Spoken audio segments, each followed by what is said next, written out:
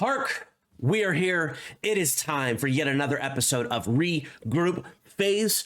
On today's Regroup Phase, we're going to do something a little bit different. We got previewed last week, which I talked about on Wednesday, a leader that I'm very excited to see in the game and very excited to play. Since my main focus going forward for set 2 is going to be the Mandalorian, I'm not going to have as much time to playtest or check out other leaders until that period of time is finished within the first month and a half. So, theory crafting is something that players do often when it comes to new decks or new interactions or new combo lines, depending on the game, to figure out what's going to be the best option to play specific cards or specific characters when you focus on one aspect of that. So today, what I'm going to do is something a little bit different. We're not going to deck build. We're going to take a look at the options that Rey, more than a scavenger, has for her deck building capacity. So without further ado, let's check out what the leader itself does first.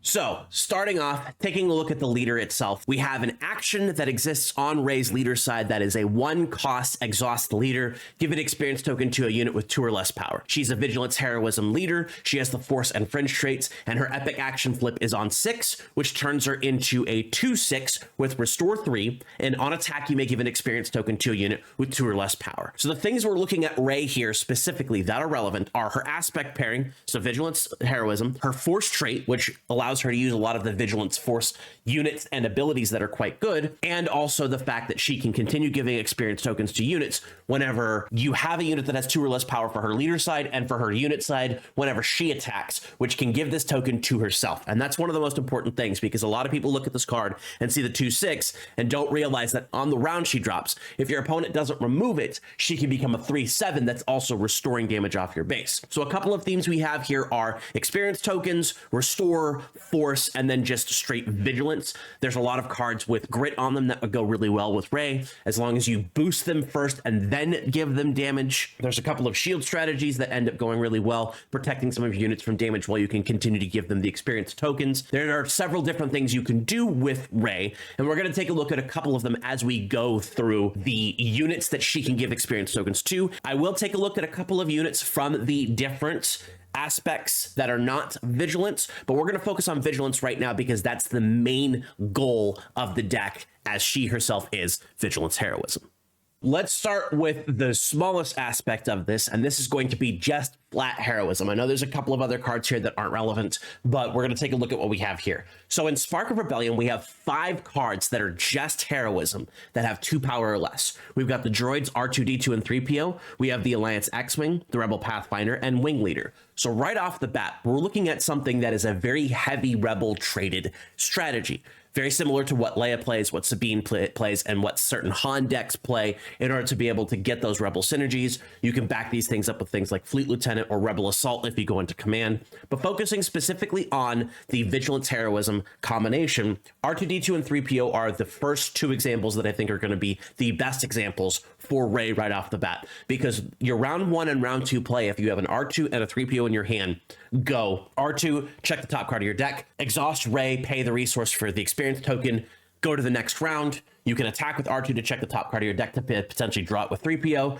Then you play 3PO, then you exhaust Rey to get 3PO, the experience token. And now you have 2 units that are 2 5s that don't immediately demand a response, but can end up being really good. And remember, because they only have 1 experience token on them, you can load up another experience token on them to make R2-D2 and 3PO 3/6s total respectively after 2 activations on a single one of them with Rey's ability. The Alliance X-Wing can go up to a 3/4, the Rebel Pathfinder can also go up to a 3/4, and the Wing Leader can go up to a 3/2. Not as strong, but if you are running that Rebel strategy, you can end up utilizing the experience tokens on another Rebel, give the experience token to Wing Leader, and now it's still easily beatable, but it's going to be providing a bigger threat with that 3 power than it normally would with 2 power. We have a little bit less than half of the set currently for Shadows of the Galaxy. So let's take a look at the heroism cards we know so far. We have Grief Karga, Grey Squadron Y-Wing, and Tech, all 2 power or less cards that can utilize the benefit of this. So let's say you wanted to do a Force upgrade strategy.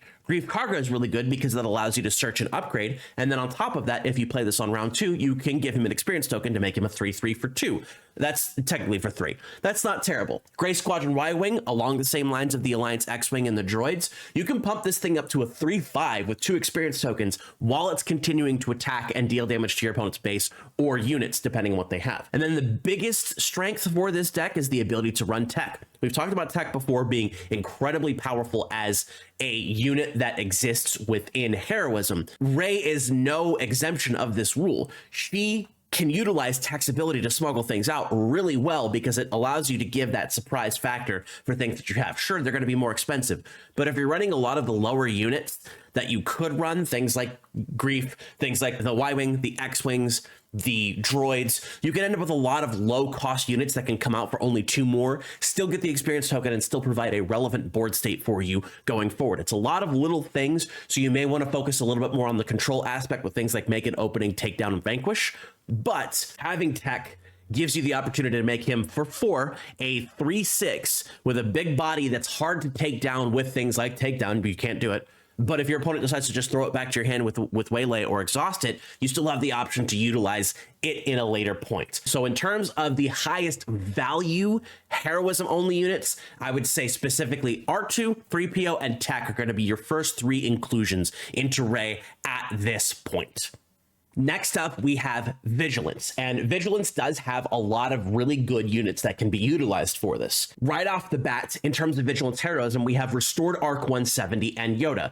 2 cost and 3 cost. They give you Restore, which fits the Restore theme. Yoda fits the Force Trait theme, and because they both have 2 power or less, you can put a token on them the round they come out if you have the extra resources. So Restored Arc goes from a 2/3 to a 3/4, and Yoda goes from a 2/4 to a 3/5, which is pretty good. And then Yoda also gives you that card back if he ends up getting defeated. In terms of non-heroism aspected Vigilance cards, we have 2/1B Surgical Droid, Distant Patroller, Guardian of the Wills, Regional Governor, Cloud City Wing Guard, Wilderness Fighter, and Baze Malbus in terms of units. I think that Baze Malbus is probably going to be one of the more obvious ones to put in the deck, but Guardian of the Wills is another, leads into that Force upgrades strategy if you want to continue to do something like that. And then Regional Governor, always a great card to have in your deck, main board or sideboard.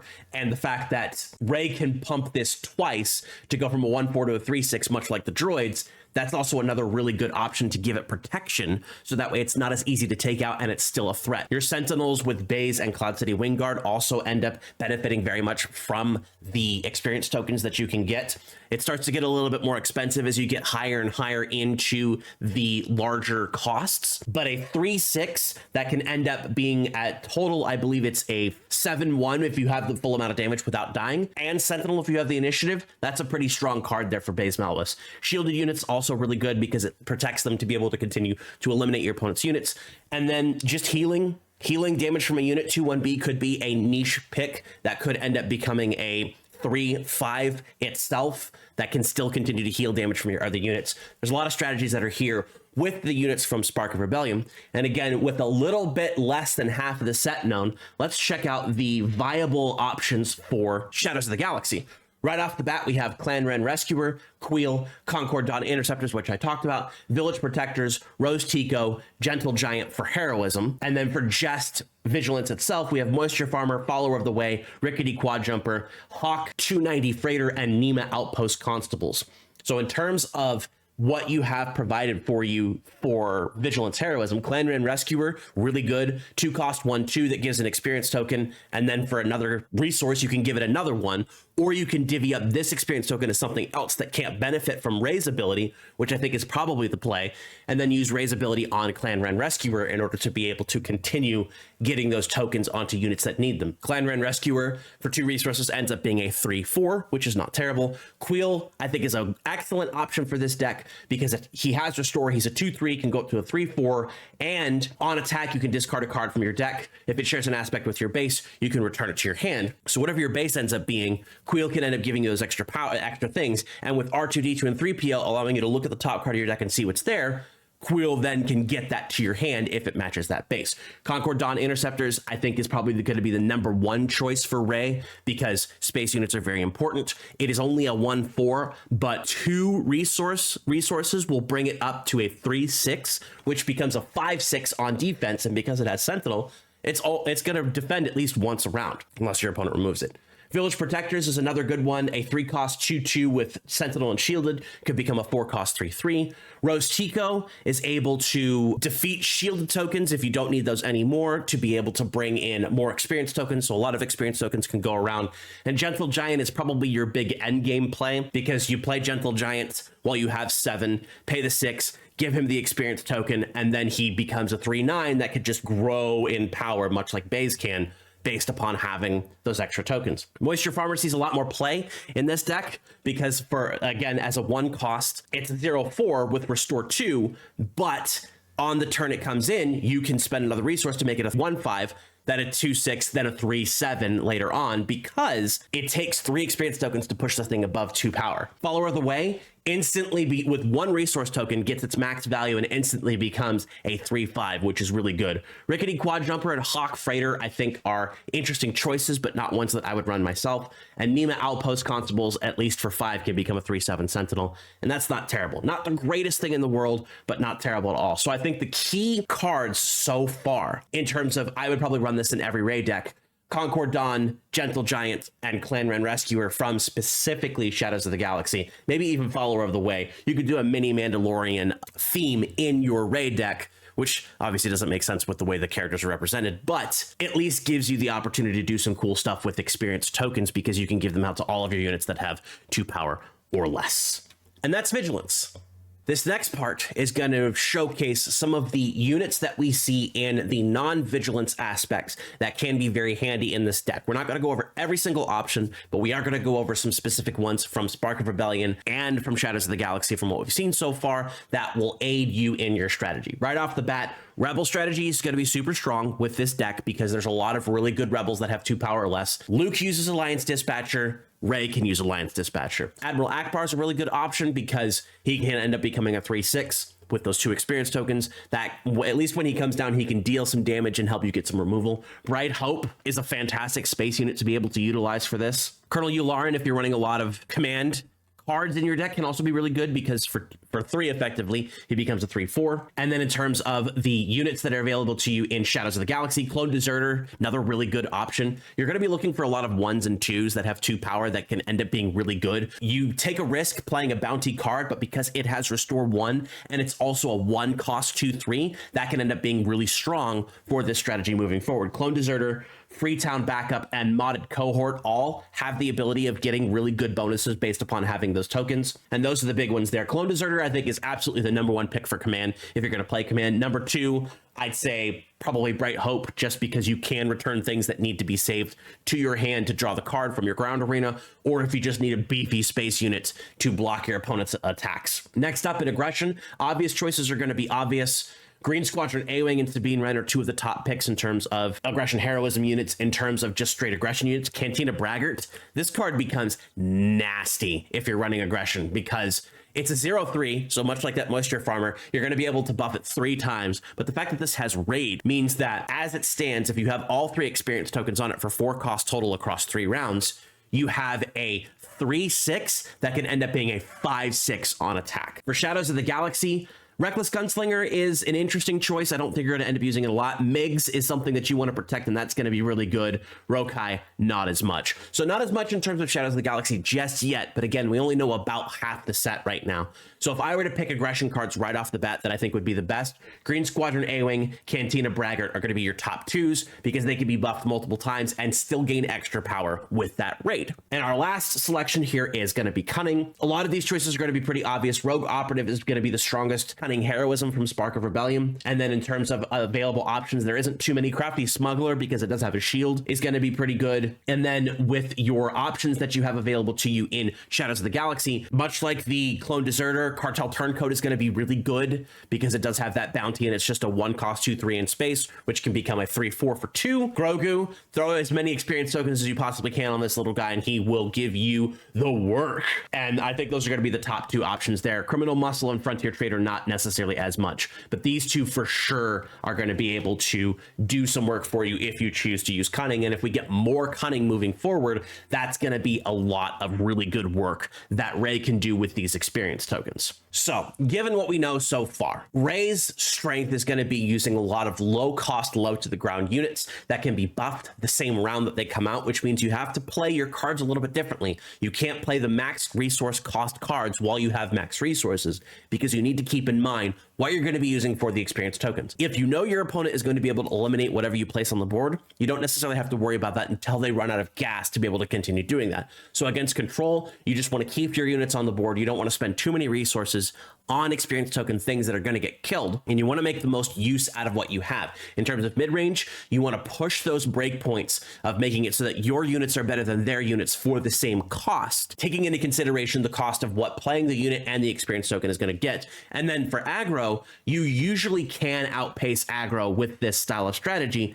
because of the fact that you just have more units that do better things for their cost compared to what aggro can pull against you. And you can use aggro's own strategies of things like raid to be able to do more damage to them than they're being able to do to you. Ray, I think, is going to be a very interesting hero moving forward, interesting leader. I think that her effect is going to be a lot more, not control based, but a lot more controlled than some of the other leaders. You're going to have to really think about what you're doing. Luke has that same thing. You could realistically just replace Ray and Luke as leaders and run the same deck. But I think that with Ray's focus on 2 power or less, you're going to make a lot of different choices when it comes to low power units that will end up being a lot better moving forward, because you're going to have a lot of them and because they're going to be harder to remove with those experience tokens. Upgrade removal is going to be pretty strong against this deck, but not as strong as it would otherwise, because your experience tokens are only costing you 1, whereas things like lightsabers are costing you 3 for the same cost. I just bumped that. But overall, this is going to be a very interesting deck to build moving forward. So like I said, this is not a deck build. It's more of an archetype overview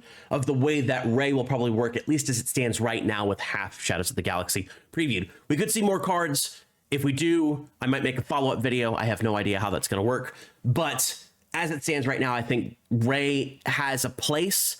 And I think that a lot of people really need to look at what's coming out, because what we've been told is that set 1 had a lot of obvious power and set 2 has a lot of tricksy things. And this is definitely one of those tricksy things that the combination of the experience tokens and the restore and the force trait are going to force you to think really hard about what you put in your deck to build for this character that's going to leverage how the game is won and leverage her ability to do that for you with her powerful abilities. I hope you enjoyed this video. It's a different style of video. Like I said, it's not a deck build, something that I probably want to try to do some more of. If this does well, or if you all enjoy it, I may do it for another character going down the line. As I said, Mandalorian's gonna be my main focus, so that's gonna be a separate series, a separate set of things. I keep talking about it. We just got to get closer. We just got to get closer. Once I get the starter deck in my hand, you'll understand everything, and it should be cool. But we are done here. Thank you for joining me, everybody. I appreciate each and every one of you. Remember to do all the YouTube things, like, comment, subscribe, all that other stuff. If you want to show some support, I do have memberships and super thanks on these lovely videos. Otherwise, you're here, and I appreciate you being here. Thank you very much. And with that, I will see you in the stars.